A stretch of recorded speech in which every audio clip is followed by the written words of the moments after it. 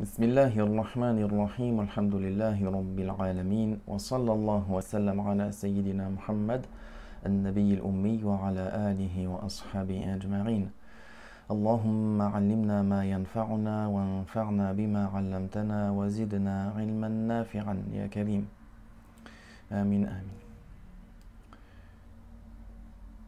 Nous continuons dans le livre du mariage, الأحوال الشخصية, الأحكام الشرعية في الأحوال الشخصية. Il reste encore certaines choses à citer dans ce deuxième chapitre-là, qui fait partie des conditions du mariage. فقال متى انعقد النكاح صحيحا ثبتت الزوجية ولزم الزوج والزوجة أحكامه من حين العقد ولو لم يدخل بالمرأة. Alors il mentionne maintenant lorsque le contrat de mariage a été engagé, a été conclu de manière valable. Alors les jugements du mariage entrent en vigueur, les jugements du mariage sont confirmés. Dès lors, l'époux, ce qu'il a comme obligation vis-à-vis de l'épouse, et l'épouse, ce qu'elle a comme obligation vis-à-vis de l'époux, entrent en compte même s'il n'y a pas eu encore la consommation du mariage. فيجب عليه بمجرد العقد مهر مثلها إن لم يكن سمى لها مهرا. Il est obligatoire sur l'homme, par la simple conclusion de l'acte, dès lors que l'acte a été conclu, il a l'obligation de lui donner le mahar équivalent aux femmes semblables à elle, dès lors que, ou dans le cas où la dot n'a pas été mentionnée. وتلزمه نفقتها بأنواعها ما لم تكن ناشزة أو صغيرة لا تطيق الوطأ ولا يستأنس بها في بيته ويحل استمتاع كل منهما بالآخر. Alors, ثم قال ويثبت له ولاية التأديب عليها. Alors, il mentionne également qu'il lui est obligatoire sur l'homme de subvenir à sa charge, de subvenir à ses besoins, et selon ses différentes sortes, c'est-à-dire qu'il a sur lui le logement, qu'il doit lui fournir les habits et la nourriture. Tant qu'elle n'est pas nashiza, tant qu'elle n'est pas tombée dans le grand péché par le fait de faire certaines choses qui vont être mentionnées. Comme par exemple, ce que les savants hanafites citent, c'est le fait que l'épouse sorte sans excuse valable, sans la permission du domicile de son mari.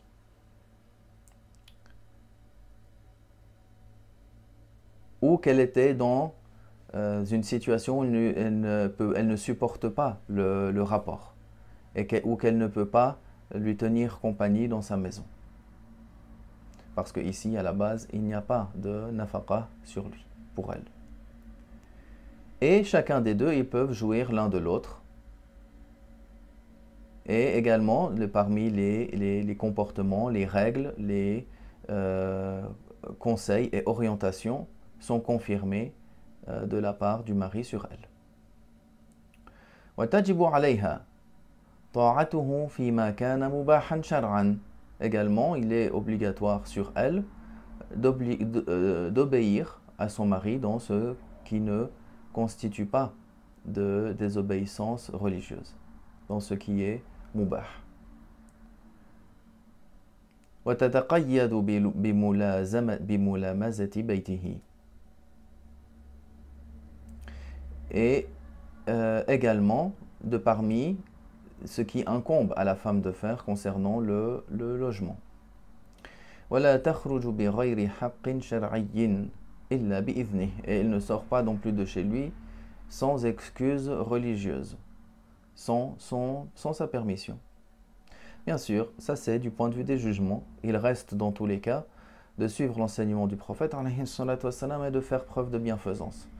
Et dans tous les cas, dès lors qu'il y a le couple qui est réuni dans l'obéissance à Allah, dans la recherche de l'agrément d'Allah, dans le fait qu'ils se pardonnent l'un l'autre, ils agissent en bien l'un l'autre, sans vouloir regarder à la lettre, tu me dois telle chose c'est pas obligatoire, et inversement.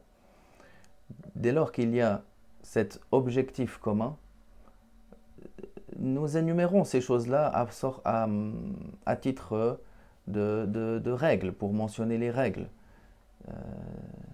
Mais dans tous les cas et dans beaucoup de situations, la bienfaisance couvre ces sujets-là, et ce n'est pas tout un chacun qui va se limiter exclusivement au minimum qui lui est obligatoire. ولا تمنعه من الاستمتاع بها بلا عذر شرعي. Et non plus, elle ne va pas l'empêcher de jouir d'elle, sauf si elle est dans une excuse religieuse. Comme si, par exemple, le rapport lui nuit, elle est dans une situation de menstru ou de lochi, ou de ihram aussi, si elle est engagée dans un état de sacralité, pour le hajj ou la umrah par exemple. Alors dans ce cas-là, elle ne le laisse pas. بعد إيفائها معجل مهرها, après s'être acquitté donc de sa dot immédiate.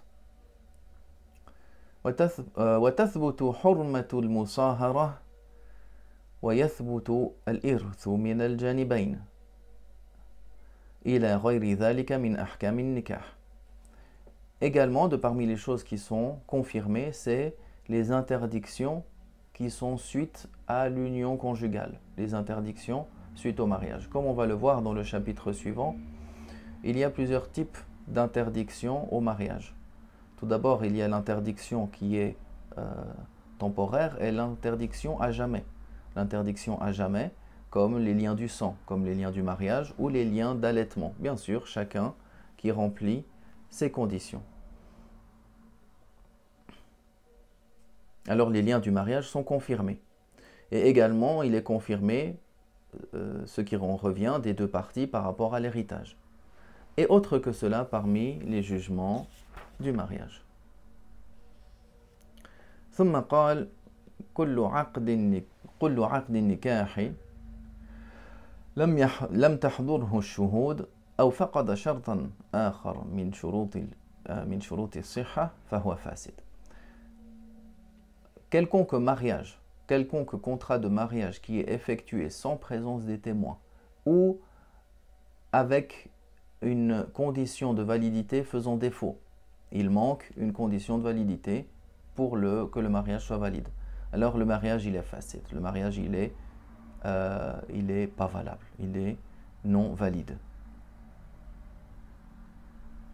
لا تترتب عليه أحكام النكاح, donc il ne s'ensuit pas les jugements du mariage. ويجب التفريق بين الزوجين إن لم يفترقا. Et il est obligatoire également, c'est-à-dire c'est le juge qui va intervenir pour séparer les deux époux s'ils ne l'ont pas fait de même. ولا تثبت به حرمة المصاهرة إذا وقع التفريق أو المتاركة قبل الوطء أو ما يقوم مقامه. Dans certains cas, le contrat ou les jugements du mariage, des interdictions du mariage, n'ont pas lieu, ne sont pas confirmés. C'est-à-dire si par exemple il y a eu la séparation entre les deux avant le rapport, ou ce qui a le même jugement, que le rapport.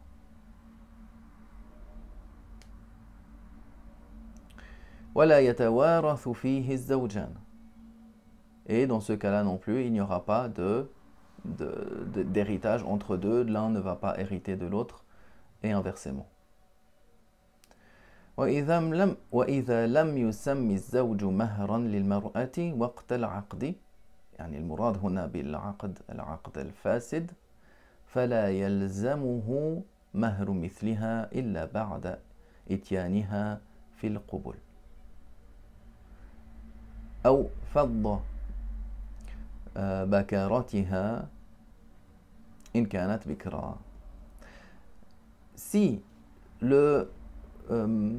l'époux n'a pas mentionné la dot pour l'épouse lors du contrat, ce qui est voulu ici, ce qui s'ensuit de ce chapitre-là, le contrat qui est facile, le contrat qui est invalide. Alors il ne doit s'acquitter de la dot de ses semblables si ce n'est après qu'il ait eu le rapport, après qu'il ait consommé le mariage, et après qu'il ait eu la pénétration. Ou le fait qu'elle ait perdu sa virginité dans le cas où elle était vierge.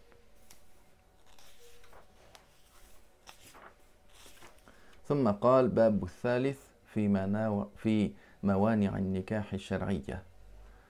Dans le troisième chapitre, Inch'Allah Ta'ala, il va commencer en abordant les interdictions du mariage, les interdictions religieuses suite au mariage. Et également l'éclaircissement des femmes qui sont licites pour l'homme. Alhamdulillah wa sallallahu wa sallam ala rasulillah.